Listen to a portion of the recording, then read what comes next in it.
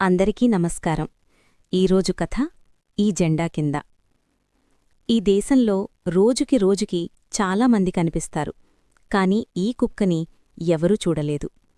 పొద్దునే లేచింది, రోడ్డు మీద తిరిగింది, షాప్ ముందు నిల్చుంది. పక్కకిపో అని చాలాసార్లు వినింది, కాని ఏమీ మాట్లాడలేదు. ఆకలి అంటే ఏంటో దీనికి నేర్పించాల్సిన అవసరం లేదు. అది రోజంతా అదే బతుకు. ఈరోజు కూడా అన్నం కోసం తిరుగుతూ స్కూల్ దగ్గరికి వచ్చింది. అప్పుడు ఏదో తేడా. పిల్లల నవ్వు, రంగుల అలంకరణ, ట్రికలర్ జెండా ఎగురుతూ ఉంది. ఈ కుక్క ఆగి చూసింది. అర్థం కాలేదు రిపబ్లిక్ డే అంటే ఏంటో, ఫ్రీడమ్ అంటే ఏంటో.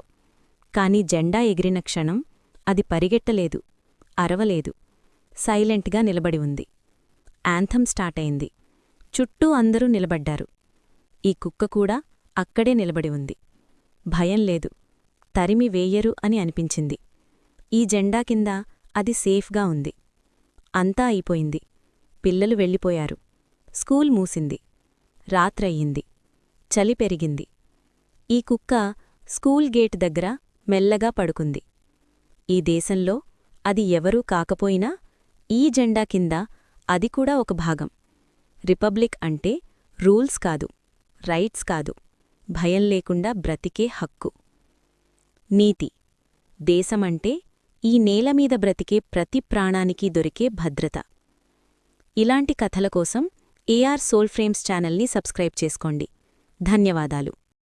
అందరికీ నమస్కారం. ఈరోజు కథ ఈ జెండా కింద. ఈ దేశంలో రోజుకి రోజుకి చాలామంది కనిపిస్తారు, కాని ఈ కుక్కని ఎవరూ చూడలేదు. పొద్దునే లేచింది, రోడ్డు మీద తిరిగింది, షాప్ ముందు నిల్చుంది.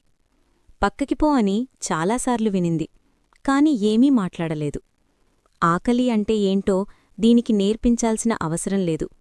అది రోజంతా అదే బతుకు. ఈరోజు కూడా అన్నం కోసం తిరుగుతూ స్కూల్ దగ్గరికి వచ్చింది. అప్పుడు ఏదో తేడా. పిల్లల నవ్వు, రంగుల అలంకరణ, ట్రికలర్ జెండా ఎగురుతూ ఉంది. ఈ కుక్క ఆగి చూసింది. అర్థం కాలేదు రిపబ్లిక్ డే అంటే ఏంటో, ఫ్రీడమ్ అంటే ఏంటో. కాని జెండా ఎగిరిన క్షణం అది పరిగెట్టలేదు, అరవలేదు, సైలెంట్గా నిలబడి ఉంది. యాంథమ్ స్టార్టయింది. చుట్టూ అందరూ నిలబడ్డారు. ఈ కుక్క కూడా అక్కడే నిలబడి ఉంది. భయం లేదు, తరిమి వేయరు అని అనిపించింది. ఈ జెండా కింద అది సేఫ్గా ఉంది. అంతా అయిపోయింది. పిల్లలు వెళ్ళిపోయారు. స్కూల్ మూసింది. రాత్రయ్యింది. చలి పెరిగింది.